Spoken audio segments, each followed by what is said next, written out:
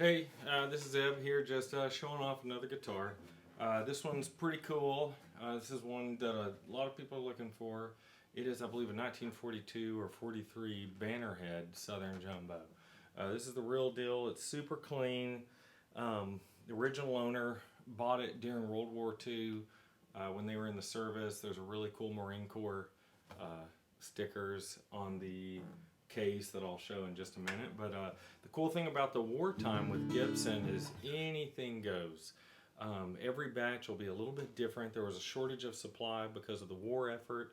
There'll be shortages of steels and wood because they used the spruce for planes, all kind of stuff.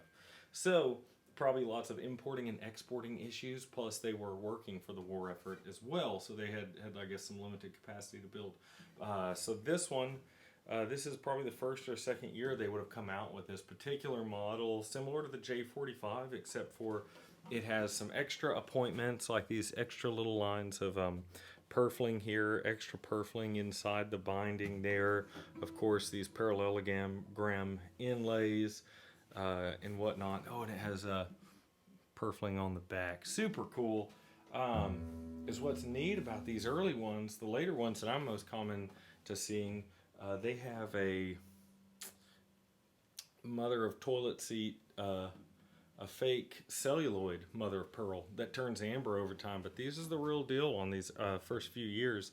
Also, these first few don't have binding on those first few years on the neck. The neck is just normal like a J45, the binding as far as that goes. And is what's really interesting is, like I said, anything goes during the war. Some of these have maple necks that they stained to look like mahogany. It was the best they could do at the time, I guess, having to do with their shortages of wood. This one's also laminated down the middle to make it a three-piece neck. You might be able to see remnants of it. And then it's also got a V. You may not be able to see it in the sheen, but there's a V. They did a V channel down the middle on some of these, like they did on the earlier mandolins and stuff during the teens and 20s, which I think was just left over from some of those older employees who didn't get deployed during World War II would have said, hey, we don't have steel to make necks, how can we do this? And one of them probably said, hey, remember what we used to do? So you'll see that on a few of these models and batches, but just sporadically throughout the war. Really cool thing, really cool instrument. These are just fantastic. Only thing that's going to be in here for is somebody swapped out the nut on it, and we found the original nut in the case. So we're going to put it in there, and it might need a little shim or something, but it's a really cool looking, pretty clean one. I'm not sure what this one's doing on here, but everything else about it is just pretty clean as a whistle for something that's from 1942. So I'm going to give a quick demonstration on this, and then I'll do a little bit of pick and maybe a little finger style. This thing is loud. It just fills up the room with sound, and I know that's hard to pick up on these videos, but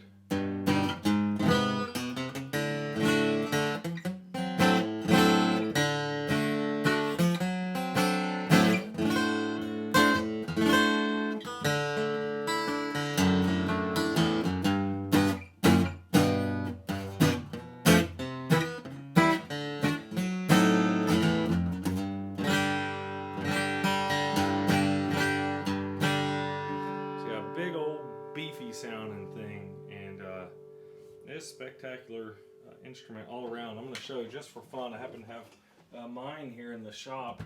This is just a few years later.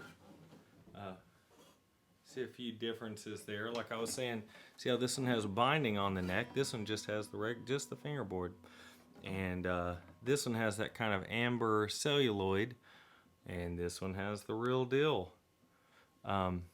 Of course, the Banner logo is what really sets these off. This has the later 40s logo on it. This one's got the original tuners, and the tapered headstocks on these, I don't know if you can make it out, is one of the fantastic things about these earlier instruments.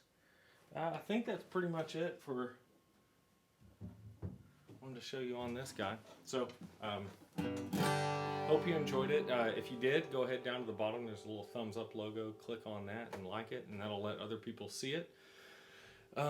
If you want to see more of these, subscribe. And if you'd like to share it with somebody, hit that little arrow down there and send it to somebody who you think would really enjoy it. Thanks for watching.